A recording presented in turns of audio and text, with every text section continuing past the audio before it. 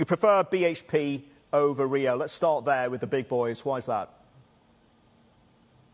I do. Just really about iron ore exposure. Rio has more iron ore exposure. We've been fading the iron ore rally for quite some time. We continue to think that's the right trade, despite the fact iron ore's popped a little bit in the last couple of days. So BHP's got a better placed portfolio relative to Rio Tinto.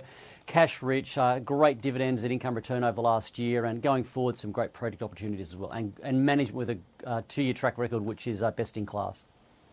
Pete, we saw what happened with Rio. They slashed their dividend. Is there going to be any kind of investor, I suppose, disappointment moving forward for the rest of the iron ore miners coming into that? And do you fade them right now?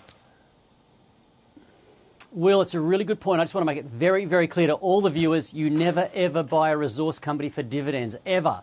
And when you do buy it, you enjoy the journey because you're getting higher commodity prices. It's a cyclical industry. Dividends go up, they go down. What Rio Tinto has done in the broader peer group, they've all maintained their payout ratios exactly the same over the last 2 or 3 or 4 years. So, yes, dividends have come down, but so have earnings. That's the cycle. So the collective investor base that thought these companies would continue to pay high dividends, it was just wrong, and it's been wrong every time they think that over previous cycles. So never buy them for dividends. They will come and go. Right now we're in a down phase, but they'll come back at some point. So the dividends through the cycle look okay, but yes, they halved from last year, but that was a peak earnings period. So I think investors at the sharper end of the market should have known that. Some didn't, which surprised me. And Rio's in a lot of income funds globally, so that means there's going to be a bit of an unwind in those income funds. Just really quickly before we drill into some of the key stocks, we've seen the DXY go on an absolute tear of late. It's obviously put pressure on the commodity markets. Do you think that we are going to see this commodity price lull that we're currently in? Because it plays to all the miners.